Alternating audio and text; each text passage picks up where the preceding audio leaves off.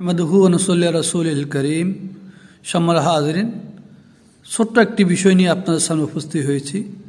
যে বিষয়টি খুব গুরুত্বপূর্ণ, সেটা হলো নামাজের তাকবীর তাহারিমা, প্রথম তাকবীর। আমরা যখন নামাজ পড়ার জন্য দাঁড়াই, নামাজের যে প্রথম তাকবীর আমরা বাদি, এই এটাকে তাকবীরে তাহারিমা বলা হয়।